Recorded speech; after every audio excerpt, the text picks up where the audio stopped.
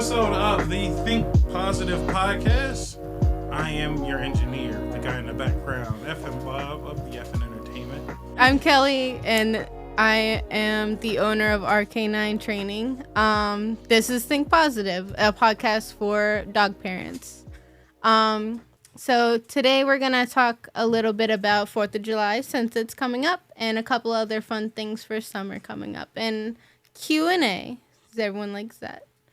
We got a couple questions. So if you have any questions, definitely send it to my email, which is rk9dogs@gmail.com, or you can go to www.rk9training.com and leave your questions there, and we'll get to them the next episode too. All right. So, you got a big, important show for us today? Oh, yeah. Big, important podcast. Kelly Weekly, the dog trainer, dog trainer expertise.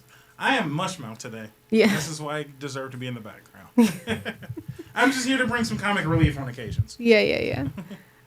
All right. So why don't you just on with the show, I guess, right? Yep. So with 4th of July coming up, we all know fireworks are in the mist.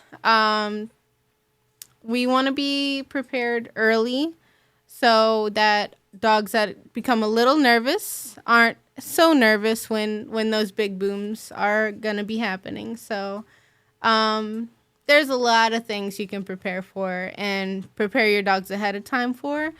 But yeah, there's a slew of things that you can do to help your dogs out. And I'm just going to give you a couple things that can help. So the first thing is play some music. So over top of the fireworks, as things are going off and noise is happening and things are really happening outside, music is really great to play. And dogs, just like us, really respond to certain types of music. So things like lo-fi, reggae, classical, these types of music really slow their heart rate down and calm them to a state where they can relax when things are really going off. So playing this type of music, and you don't have to blast it, but play it at a reasonable sound where the outside isn't as dramatic as if you're just in a quiet place in the house. But play your music, be in a calm thing, let everything happen.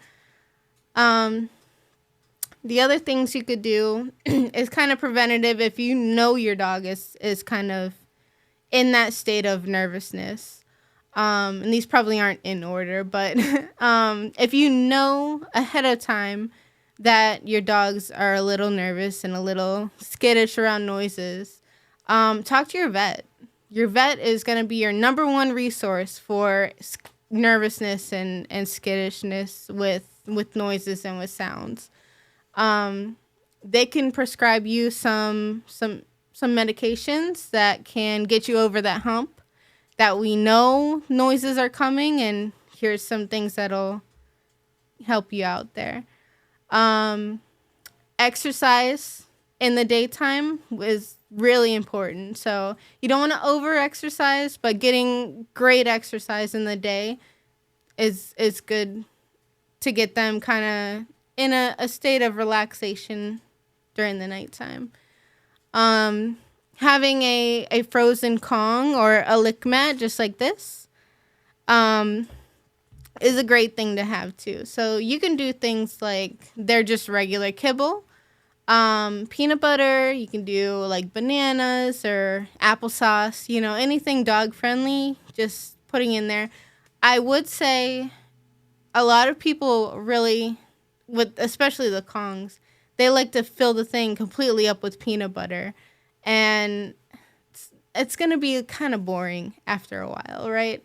So after a while, they just get bored with it and then they go on with something else. And that's not what you want. You want them to be invested in the thing that you're giving them. So frozen Kongs, you want something fun and that they really are interested in. So it can be peanut butter, but layer it in with something else. So peanut butter, applesauce, fruits. Their regular kibble, you can soak it in some water or bone broth there and put it in there. Freeze it for a couple hours so it lasts a little bit longer, and let them enjoy that for while the fireworks are going off, if they're able to eat.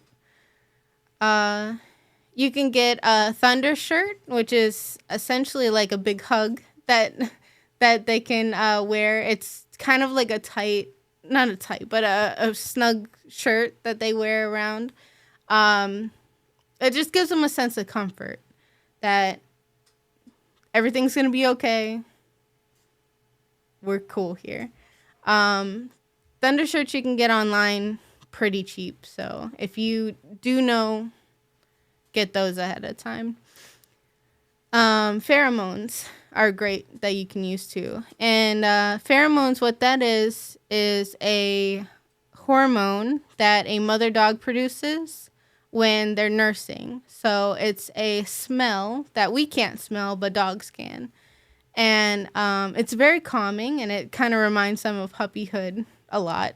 So I really recommend the plugins because you can't overdo it and, do it like that. They do come in sprays and like the collar of those, but I tend to see people like overdoing it with those. And if you overdo pheromones, it tends to be like way too much and it doesn't have the same effect. So getting the plug-in is going to be the best thing you can do. Is it slowly releases that smell out. Am I missing any? No, that's all. Okay, cool. And you did it in perfect reverse order at that too. Oh, great.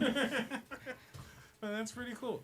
The thunder shirt is actually quite interesting to me because that sounds weirdly nice. Like I would like what do we have, the weighted blankets? Yeah, it's essentially the same thing. You don't want to have them wear it all the time, just like you don't want pheromones to be plugged in all the time either. You want it to be strategically put in and strategically worn. So if you know they're going to be in a situation where they're going to be a little stressed, that's when you put it on, or like a little bit before. But so what about like dogs that are flipping out about going to like the vet? Yep, that would be a good time to wear one. Cool. So it has multi uses. It's not just for the 4th of July, but it can help them sleep too. Nice. Yep. Sometimes, not all the time, but sometimes. Now I want a weighted blanket. I want to get my own weighted blanket. Yeah. Sometimes it helps. Not all the time, though. Well, that's cool. I like it. I like it a lot. Yeah. Cool. All right. But yeah, 4th of July is a really scary time. And that's when we see the most that pets escape their homes. So, the best thing you can do is, get a snapshot of your dog, take a picture of them, and get updated information on them. So if you don't have a microchip, and if you don't, like, microchipping is the best thing you can do for your dog, you don't know what's going to happen to their collar. But yeah, get updated information on their collars, microchip if you are able to, and get an updated picture of them before 4th of July happens. Or that day is even the best way to do it. Yeah, that's that's gonna be the time when pets go missing the most. So how do you feel about people using, because I'm starting to see this now, people using air tags and things like that too? Yeah, air tags are great. I don't know air tags super well, but they do have collars that have a space. You can just put them in there and, they're go for it. Air tags, we are Samsung users, so we have Samsung tags. But pretty much just they work in the sense of as long as they're around a phone of their similar type, it gives off a signal so you always know where everything is. Yep. I use them quite consistently for my bike, for my keys, because I lose my keys all the time. And in reverse, because I lose my phone every once in a while, and I'll use my tag to find my keys and stuff of that nature, or find my phone. So they're super useful. I mean, there's no reason to not have something to protect something that you care about. So. Exactly. I mean, obviously go for microchipping because that's the smartest and safest way to do it, and everybody knows to check for that. Yep. Air tags are a great secondary. They are great. How are we looking on time? We are halfway. Well, less than halfway through. Commercial? You want to do a commercial? We should do commercials. We got to get you a little bit of payment time. And welcome back to the Think Positive Podcast with Kelly Weekly. Hello. So yeah, we were talking a little bit about 4th of July. And with 4th of July comes hot weather. And we went to the store and I saw dog ice cream. And I thought it would be really cute to show you guys some dog ice cream. I don't have a dog here to show you how great they are. But I got these flavors. And yeah, they are really good. Really good for dogs. Really good for dogs. If you want to see humans taste test, oh goodness, there's an episode of the Nonsense Podcast where we taste the ice cream as people.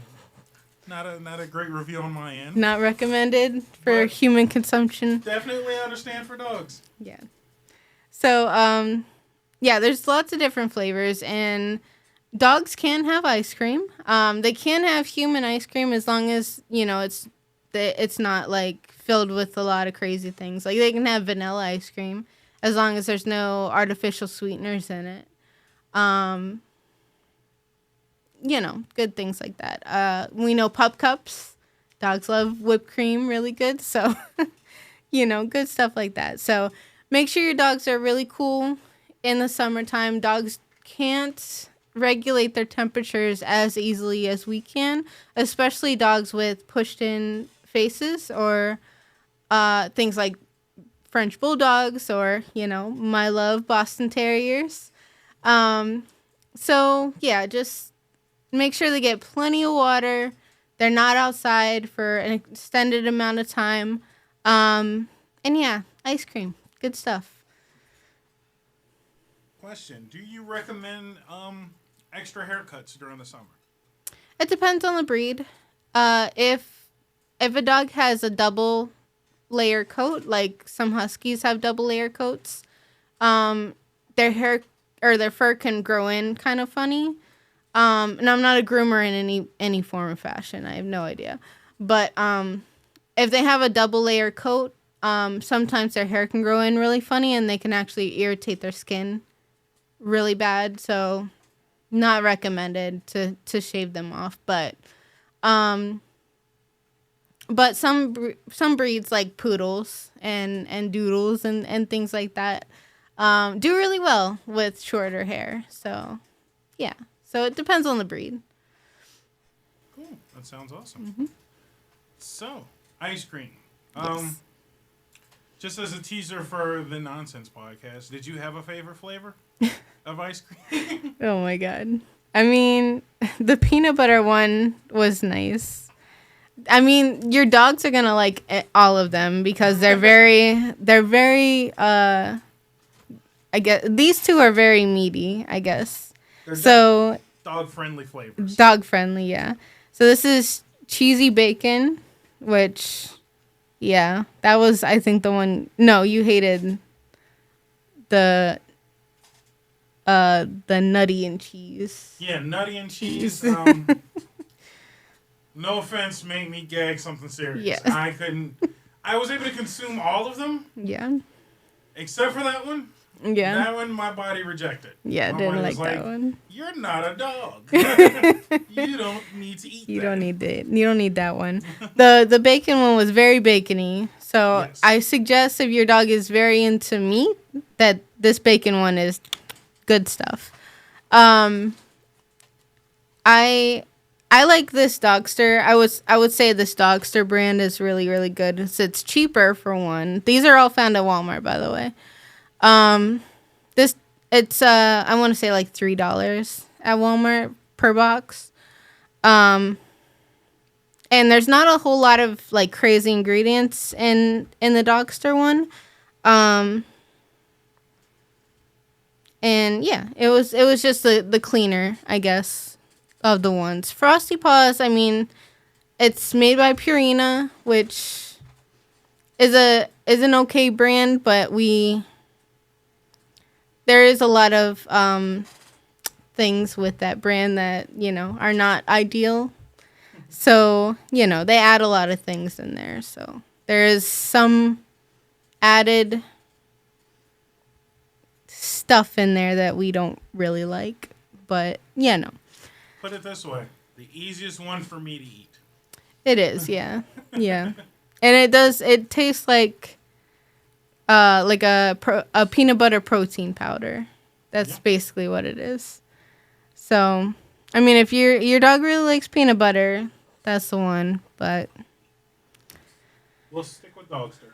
Yeah, Dogster is what I like, and it's cheaper.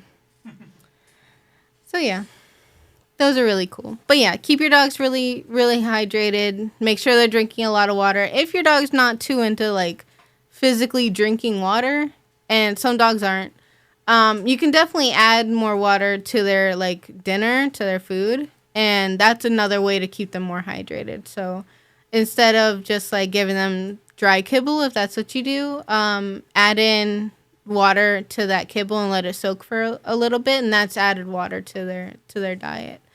Another thing, you could just give them ice cube, like frozen cubes into their water, and that might make them drink it a little better. Just be careful, especially with puppies, giving them ice cubes. You don't want them to crack a tooth. And ice cubes are very hard. So just be really cautious with that. What about shaved ice or slushies? Those are great. Nice. I'm a big fan of slushies and shaved ice. That's true. Yeah. Make sure there's nothing, if it's literally just shaved ice and there's no flavors in it. Good stuff. All right. I think that's all for the summertime good stuffs. Cool. Do you want to go to some Q&As? We got some Q&A. We got some good Q&A. Okay. Some good old doggy-based questions. Okay. All right. So let me read off the first one. We forgot to get names for these people. That would have been really cool to shout them out. But we'll do it next time. The first question. What is the first thing I should teach my puppy? So I remember some of these people. So that person, they had a 9-week-old golden retriever, and he was so cute. And if you go onto my Instagram, you'll see a little video of him. And I actually answered this question already. But I would say there's a couple things you're going to learn first. But the first thing every dog should learn is their name. That's number one, first thing. They should definitely learn their name first. The way you're going to do that is super simple. You're just going to take some food, drop the food on the floor when they're down there eating it, say their name. As soon as they pop up to look for more food, you throw another piece. And then do it again. Repetition, right? And then eventually when they say their name, it's like, oh yeah, food's coming, right? That's good things that happen when I hear that word. So training begins. So, learn your name. That's number one thing. And then you can move on to really cool things. So another, I would say, second thing to learn is to touch. So touching their nose to your hand. That's going to be good for so many things. And I've said it many, many times on the podcast, on my Instagram, everywhere. And that's what I teach every dog that I come in contact with, is how to touch. It's the easiest thing you're probably going to learn, or the dogs are going to learn. But yeah, you just stick your hand out, let them touch their nose, and then treat. What this does, it teaches them to physically move their body to a new location so that you're not picking them up and moving them around. It is the beginning of recall, so getting them to come back to you. It's getting them used to hands being around their face and around their body. And then, yeah, it's such an easy thing to learn, and they're learning the beginnings of training that, oh, I need to do a thing to get what you have in your hand, the food that's in your hand. So It's all working in there, so good stuff. I got a second question for you. Mm-hmm. And this one's kind of for me, actually. Okay. Because it's along the lines of touch. Okay. So, is it a myth? Is it a doggy-based myth that you have to let dogs sniff you when they first meet you? No. Well, yes. Dogs smell you as soon as they come around in the room with you. Even if they're not necessarily like close by you, they smell you. They don't need to smell your hand in order to greet them. That's a lot of the times how people get bit is they're reaching down like, here, smell my hand, and bite. So not a great way to touch a dog. Reading their body language is a great way to get in, to get to pet a dog there. But yeah, no, they don't need to smell your hand. They already smell you. They've been smelled you for a long time. They knew like what you smelled like before you walked in the room. Yep. So Question. No. I mean, off topic a little, but do you know where that myth may have come from? old thinking, that's just, what we grew up with is dogs smell things, and that's how they interact with the world. So they need to smell you in order for you to interact with them. And that's how it is. And no, they know you. That's how it is. You do want to be careful. You don't want to like go up and just reach for the dog. But if you move, you don't want to move like super slow and be creepy, but reaching out and, I'm gonna, pet you real quick and then, go away. That's how it should be. So maybe that's the actual helpful nature of it. It's not the sniffing that helps. It's the fact that that's the one time people are really calm and calculated when they move towards a new animal. Yeah, they're usually like slow, and they're a creep to be honest. They're slow and they don't move very fast, and it's what are you doing? I don't understand what you're doing. And there you go. If a dog's already nervous, that's just making them more nervous. The big tip there, you never want to pet a dog over the head, it's overreaching, and never do that. You can pet them on the side if they're okay with that. Petting on the chest if they'll let you go underneath. If they back away from you, they don't want to pet. That's it. That's all right. You don't want to be pet, then don't pet them. That's all it is. We might need that. I think that's necessary now. Some petting training. Yeah. Because I didn't know that. I thought like the top of the head was like one of the safer places. Oh no, that's probably one of the worst places to go. So you go on the side. You can go kind of by the shoulder, or like side place. You can go under, like by the chest there. And under there is good. But don't like go over the head and over top of them. That's not the best place. Wow. Myth busted. Yeah. 2 myths busted in one episode. There you go. Did not see that coming. All right. Back to the questions at hand. Yeah. Because I think we're getting a little off topic. See, I typically derail. Yeah. All right. I apologize, everyone. Let's get back to your questions. Mm-hmm. How do you manage puppy potty training in a high-rise building or a mid-rise with 3 flights of stairs? That is very specific. Yeah. So this came from an apartment building. So I do have a puppy potty training guide. So if you want to have the guide, it's totally free. All you have to do is ask for it, and I'll send it to you. So let me know. Totally free. But yeah, what you want to do is, so let's say you have brand new, let's take the 9-week-old puppy there. You're going outside every hour, all the time, every single hour. Wow. It's all the time. If you need to like have an indoor like pup pads for a while just to have like a safety net, do that. But you're going outside a lot for the first time puppy parents. you're going outside all the time. And as soon as they go to the bathroom, good stuff. Like, yeah, that was really good. I like that.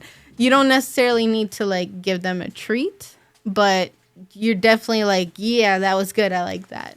And then, you walk around a little bit. You don't automatically go inside. But walk around a little bit more because you have those double peers. And go walk around a bit and then go back inside. But you're doing that on clockwork. Every hour you go outside. And yeah, you're just on repeat until you get a good foundation of, okay, they go maybe every 3 hours. Then you can like, okay, I'm starting to understand you. We can go down maybe to 2 hours and then we'll go outside then. And then, all right, I'm starting to understand you a little bit more. Then we can work it down to going maybe to 3 hours. And as your puppy gets older, their bladder starts to get a little bit bigger and they can hold it and a little bit stronger and they can hold it a little bit better.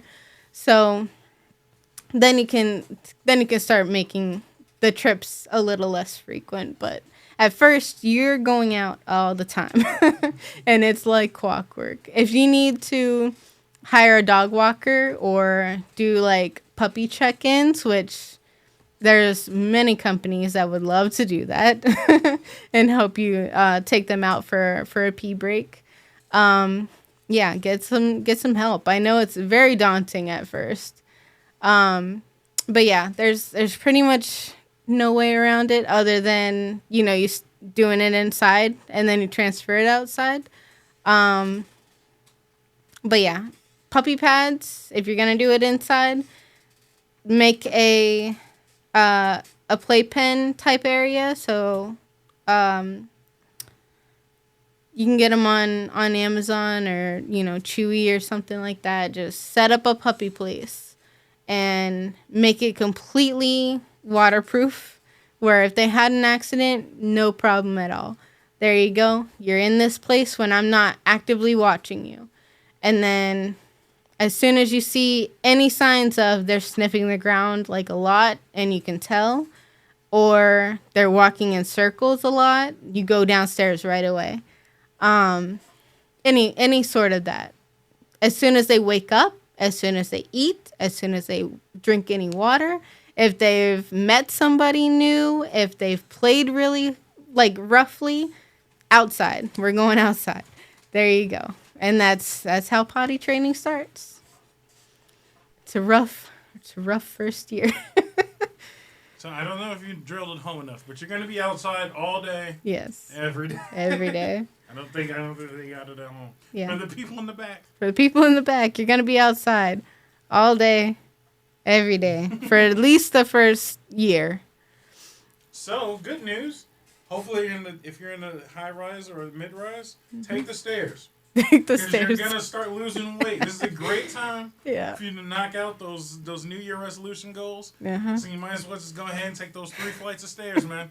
Knock them out. Up your step count for the day. Yeah. You're going to be feeling good. Your dog's going to be feeling good. So, might as well pair the two up. There you go. Because you're going to be outside all day. All day, every day. There's no way around it until they get a little older and they can control it a little better. But as of them being young, they can't control it right now. They don't know what to do. They're just doing what's natural to them. So they give it like a baby. You're not gonna get mad at a baby for peeing and pooping his pants. Yep. It's just what happens. It's true. Now when he's like 10, it's different. I mean, you still don't want to get mad, but it's all right. What happened then? If they're 10 years old, and I meant a baby, a human baby. Yeah. If they're older, then you want to look into, all right, is there a medical issue happening? Because if they're older and they're still having a lot of accidents inside, now it's time to see a vet, because then there could be something like medical happening in there, and your vet could tell you a lot more about that. But, if anything unusual is like, well, they were 100%, like they've never had an accident inside. And then all of a sudden I woke up and there's poop everywhere, and I don't know. Vet, see the vet. Right. That would be my first thing to say. Cool. All right. I think we got enough time to squeeze in one more question. We have a list here, so let's go for question. Let's go for this question because this one's actually interesting to me. I heard that to get a dog to poop on a pad inside, you can put some of their own pee or poop on the pad for them to be attracted to the pad by its own smell. Is there any truth to that? That doesn't seem right at all. But, I mean, hey, I'm not the trainer here. So, essentially, yes and no. So puppy pads, for the most part, have a scent already integrated into them. So you don't need to like go and collect them for it, but you don't, just like you don't want to go into a really smelly, stinky, dirty bathroom. You don't want your dog to have a really dirty puppy pad either. They're just gonna be like, this stinks. I'm not pooping here. This is gross. Dogs are very clean. They're gonna be in a very clean place, and that's what they do. So no, but they do look for that scent of, all right, it is okay to pee here. So the biggest thing, and I forgot to mention this before, is you do want to, when you don't want them to pee in a certain place like your rug, you want to clean with a pet cleaning enzyme cleaner. So pet removing enzyme cleaner. So get something that really takes that smell out of there, because if they smell it, they're going to probably go there. But you don't necessarily have to like get a really dirty pad either. Is if it's really, really disgusting, they're not going to go either. But if they have just like a little bit of pee on a pad, then they should be fine to like, do it a little bit more. But other than that, no. That you don't want to like go collect it and, put it on there. That would be, they're not going to use it, honestly. They'll probably steer away from it. On top of the fact that it just sounds unsanitary. Yeah. I don't think anybody wants to pick up poop. No. If you don't have to. If you don't have to, no. Especially collecting the poop. Yeah. Let's not do that, please. Yeah. I don't know. I guess, at least from what I've learned a lot, is if you wouldn't do it to a person, you're probably not going to do it to a dog in the first place. Mm-hmm. So maybe... And again, no insult to the person who asks questions. I'm learning along with you. But I've noticed if you wouldn't do it to yourself, you're probably not going to do it to your dog. Mm. So if you don't want to go poop in a smelly, poopy place, I don't think the dog's going to want to either. Yeah, no. No, dogs are clean. So if you just have a clean area, they're probably going to go there. So. Hence why they probably pee on your rug in the first place. Yeah. The best thing you can do is if you want them to go to a certain place, like an indoor puppy pad or something, the best thing you can do is set up a playpen type area. Get them as soon as they wake up, like from overnight or maybe like from a nap or something. They have to pee, like it, and just like take them there, put them in that pen.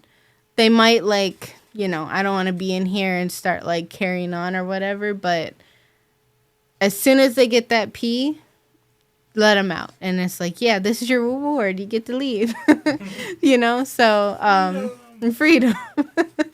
So yeah, that's the biggest thing you can do. So you have to get them where they have to pee though, like absolutely 100%. Like they went a whole like 4 hours and you're at, the 1 hour mark.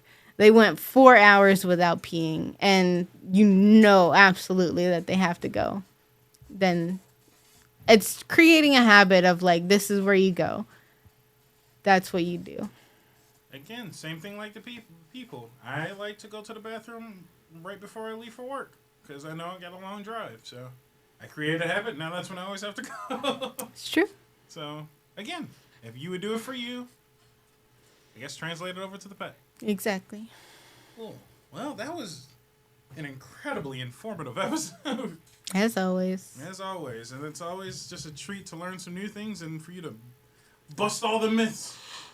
Every myth you can bust. I will forever hold on to the fact that I kind of thought that smelling a dog, dogs having to smell hands before you touch them was a little untrue, but I didn't know how untrue. I didn't know there was proper petting technique, so just another day's work for our canine, huh? Oh, yeah. So maybe we'll do that in the next episode of how you pet a dog properly. I would love that. I would love that. We'll get a little, since we don't have a dog here, we'll get a little stuffed dog. I need one. And it will show you all the techniques and whatnot. That'll be really cool. I like it. All right. So, on that note, make sure you do all the things. As always, hit the subscribe button on YouTube. Follow on Spotify. And I think you can follow as well on iTunes. She's also available on Google Podcasts and your Alexa. If you got one of those at home, you can just say, I want to hear something positive, and more than likely she'll pop up. And then other than that, I think she has a website, if I'm not mistaken. Oh, yeah. www.rk9.com, which is rk9training.com, which is popped up right on your screen now. Look at that. So just go there, check it out, and get some puppy training. Free 15-minute puppy plan. So yeah, check it out. She's ready to answer all your questions, especially if you're in the Chicago area. Yep. And I do virtual, so if you're not in Chicago, we can do virtual training as well. So same thing. Don't be afraid of virtual training. It's the same as in person, just over Zoom, and it's a little cheaper. There you go. And obviously, have you not learned so much from this podcast? At this point, I think she can train from Mars. Yeah. So, yeah, if you have any questions or you want your question to be in the next episode, let me know. You can always email rk9dogs@gmail.com. And, yeah, get your question on the next episode. Definitely. And I enjoy reading them, even though I can't read very well. And follow me on Instagram, rk9 training LLC. There you go. And for all things podcasting under the FN Entertainment, there is the www.fnentertainment.com. Our podcast is there. The Nonsense Podcast is there. Easy way to keep up with all of us. Yeah, no excuses. No excuses. No excuses. You learn something there, and every once in a while you get a crossover like today. Or you get doggy ice cream here and on the Nonsense Podcast. Look at that. So cool. Yeah. All right. Well, until next time, we will see you soon. Make sure you tune in. Tell your friends about the Think Positive Podcast. More to come. More to come. All right.